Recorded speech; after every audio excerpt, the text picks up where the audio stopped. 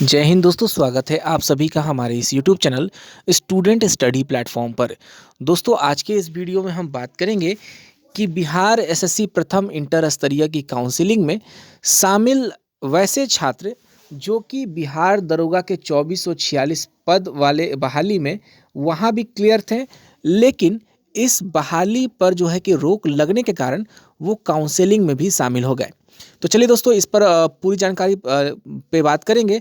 तो उससे पहले अगर चैनल पे नए हैं तो चैनल को सब्सक्राइब कर लीजिएगा, साथ ही बेल आइकन जरूर दबाइएगा, क्योंकि बिहार की सभी प्रतियोगी परीक्षाओं से संबंधित इन्फॉर्मेशन आपको हमारे चैनल के माध्यम से मिलती रहती हैं।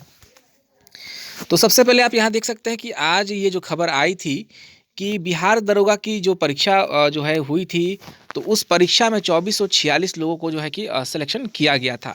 सारा का सारा सब कुछ जो है कि क्लियर हो चुका था, लेकिन जो है कि कुछ छात्रों के द्वारा केस किया गया था। आप यहाँ देख सकते हैं कि जो है कि यहाँ देखिए, सुधीर कुमार गुप्ता व अन्य जो है 267 अभ्यर्थियों के द्वारा जो है केस किया गया था और इस बहाली पर जो है कि रोक लगाया गया था।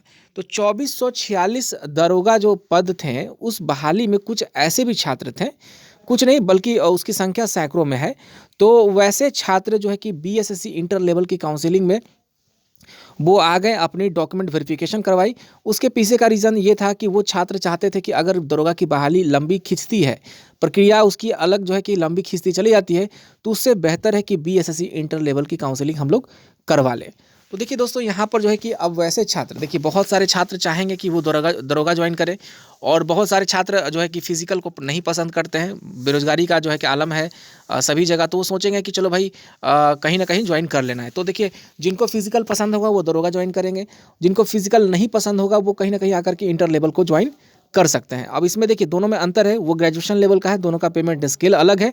तो जो लोग पेमेंट स्केल पे जाएंगे वो दरोगा को ज्वाइन करेंगे, जो लोग आराम की ज़िंदगी यानी कि बैठकर ऑफिशियल जॉब करना चाहेंगे वो आकर के जो है कि बीएसएससी को ज्वाइन करेंगे, वो उनके ऊपर है।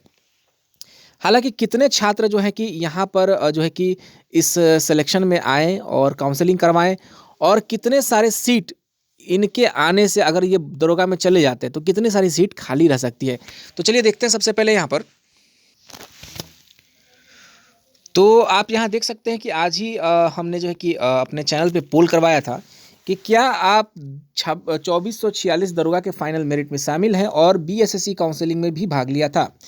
तो जी नहीं कहने वाले जो है कि 55%, और हाँ बहाली पर रोक लगने की वजह से मैं बीएसएससी काउंसलिंग में शामिल हुआ 45%। और आप यहाँ देख सकते हैं कि वोटिंग कितनी हुई, तो वोटिंग हुई 1700 के आसपास। तो देखिए दोस्तों, यहाँ पर 1700 के आसपास की बात करें तो अगर यहाँ पे देखिए ये 50% 45% है, तो लगभग जो है कि 800 750 लोग के बारे में ये बताई जा रही है कि वो कॉमन है, लेकिन ऐसा नहीं है। मैं बता देता हूँ जो जानकारी मुझे है, और मैं जो काउंसलिंग सेंटर पर, देखिए मैं जो काउंसलिंग सेंटर पर सर्वे किया था, प्रतिदिन जाकर छात्रों से पूछता था कि आप कोई बहाली में, तो बहुत सारे छात्र ने देखिए रेलवे ग्रुप डी को बताया, आर बी ग्रुप डी में वो बताया कि हम ज्वाइन कर रखे हैं डी ग्रुप में, उसके अलावा टेक्नीशियन में थे। लेकिन कुछ संख्या ऐसी भी थी, मुझे देखिए सबसे ज़्यादा सबसे नंबर 1 चल रहा था ग्रुप डी, टेक्नीशियन भी था। उसमें कुछ ऐसे भी छात्र थे जो बिहार दरोगा के कंपटीशन को, हमने पूछा था कि इससे पहले भी मैं जब वो लाइन में खड़े होते थे तो मैं हर एक छात्र से पूछता था कि क्या आप इससे पहले भी कोई काउंसलिंग में जो है कि गए हैं या नहीं गए हैं। तो देखिए वो लोग कहते थे, देखिए मैं सर मेरा जो है कि दरोगा 2446 में सिलेक्शन हो चुका है और स्टे की वजह से मैं यहाँ आ चुका हूँ। तो ऐसे बहुत सारे छात्र थे, बिहार पुलिस के भी छात्र हम मुझे मिलते थे। तो उस हिसाब से देखा जाए तो जो है कि दोनों में कॉमन, ज़्यादा तो नहीं कह सकते हैं कि मतलब बहुत आंकड़ा है 500 पार हो जाएगा ये सब, वैसे कम से कम 200 से 250, मैं बता दूं दोस्तों कि 200 से 250 ऐसे छात्र हैं जो बिहार दरोगा के 2446 पद में सेलेक्टेड थे। स्टे लगने की वजह से बीएसएससी की काउंसलिंग में जो है कि यहाँ पर आकर के काउंसलिंग करा लिए। अब दोस्तों यहाँ पे बात करें कि इनका अब क्या होगा। तो देखिए जो लोग स्वेच्छा के अनुसार आए हैं, स्वेच्छा के अनुसार ज्वाइन करना चाहेंगे तो वो कर सकते हैं, लेकिन दोनों में पे स्केल अलग है। जो लोग फिजिकल पसंद करते हैं वो लोग तो फिजिकल में जाएंगे ही जाएंगे, पे स्केल को पसंद करते हैं तो पे स्केल उनका उससे बेहतर है तो वो उधर चले जाएंगे। हालांकि अब मुझे लगता है कि बहुत कम ही लोग जो है कि बीएसएससी को ज्वाइन करेंगे, क्योंकि दरोगा का जो है कि पे स्केल अच्छा है, दूसरी बात कि जो है कि उसकी रॉयल नौकरी है, लोग कहते हैं कि भाई डबल स्टार जो है कि नौकरी है, ये इसका जो है रुतबा कुछ और होता है दरोगा का। तो जो मैंने बताया कि करीबन करीबन जो 250 के आसपास जो छात्र हैं, ये छात्र जो है कि ये जो है कि बीएसएससी नहीं ज्वाइन करेंगे। हो सकता है कि 10, 20, 50 तक हार्डली वो बीएसएससी में आ जाए, लेकिन उम्मीद है कि ज़्यादा नहीं छात्र जो है कि बीएसएससी आएंगे। तो दोस्तों ये जो लोग 200-250 लोग नहीं आते हैं, तो होगा क्या इनके सीटों का? तो देखिए, ये सीट जो है दोस्तों, मैं बता दूं कि ये सीटें बैकलॉग हो जाएंगी। बैकलॉग कहने का मतलब है कि बैकलॉग कहने का मतलब हो जाएगी ये सीट खाली रह जाएगी। ऐसा नहीं कि तो कुछ लोग कहेंगे कि इसे जो है सेकंड जो है कि काउंसलिंग में जोड़ दिया जाए, तो ऐसा इसका संभावना कम बनता दिखाई दे रहा है। इसका रीज़न मैं बता देता हूँ, समझिएगा इस चीज़ को कि बीएसएससी आयोग जो है यहाँ पर सबसे पहले इन छात्रों का डीवी कराया, पूरा लिस्ट तैयार करेगी, सामान्य प्रशासन विभाग को भेजेगी, सामान्य प्रशासन विभाग को अनुशंसा करेगी, तो यहाँ पर देखिए जनरल एडमिनिस्ट्रेशन डिपार्टमेंट को फिर भेजेगी, और जनरल एडमिनिस्ट्रेशन डिपार्टमेंट जो है कि संबंधित विभाग, जैसे मान लीजिए किसी छात्रों का जो है कि रिजल्ट हुआ राजस्व कर्मचारी में, तो भूमि और सुधार विभाग का जो है कि उसमें भेजा जाएगा। उसके अलावा जो है कि पंचायत सचिव का है तो पंचायती राज विभाग में भेजा जाएगा। तो ये प्रक्रिया इस तरह से यहाँ चलेगी। तो कहने का मतलब है कि अब आयोग को इन छात्रों से ज़्यादा कोई मतलब होगा नहीं।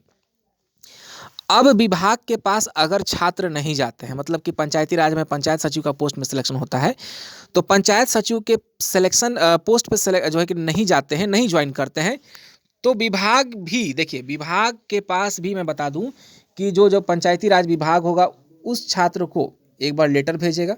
समझिएगा, पंचायती राज विभाग जो है उस छात्र को लेटर भेजेगा। छात्र नहीं ज्वाइन करेंगे तो संबंधित विभाग उस छात्र के लिए कम से कम मैक्सिमम जो है कि 6 महीना तक का इंतज़ार करेगा, और इस 6 महीना के अंतर जो है कि बीच में मैं बता दूं 6 महीने के अंदर पत्राचार के माध्यम से, यानी कि छात्र को लेटर भेजा जाएगा घर पर।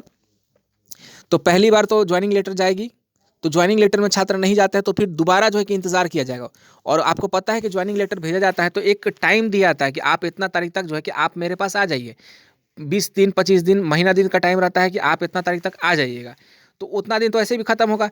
फिर छात्र जो विभाग है उन्हें पता चलेगा कि हाँ ये छात्र नहीं आया, तो फिर विभाग क्या करेगी, फिर छात्र को एक रिमाइंडर भेजेगी, रिमाइंडर भेजा जाएगा। तो देखिए मैक्सिमम 3 रिमाइंडर भेज सकती है जो है संबंधित विभाग छात्रों को, और मिनिमम जो है कि 2 बार, कम से कम तो 2 बार भेजेगी ही भेजेगी, या इसके अलावा पत्राचार के माध्यम से हो, पेपर के माध्यम से हो, जो भी विभाग का अपना काम है, लेकिन कम से कम 6 महीना वेट करेगी। तो सोचिए दोस्तों कि अगर 6 महीना जो है कि विभाग वेट करती है, तो इस बीच में क्या सेकंड इंटर स्तरीय नहीं आ जाएगी? सेकंड इंटर स्तरीय आएगी तो ये जो है कि सेकंड, समझिएगा यहाँ पर काउंसलिंग जो है कि अब इस जो है कि सेकंड जो काउंसलिंग कराई जाएगी, तो सेकंड काउंसलिंग की छात्र बार बार मांग कर रहे हैं कि सेकंड काउंसलिंग जल्द हो। तो देखिए बीएसएससी सेकंड काउंसलिंग कराएगी, लेकिन उसके पीछे का रीज़न एक मैं बताता हूँ।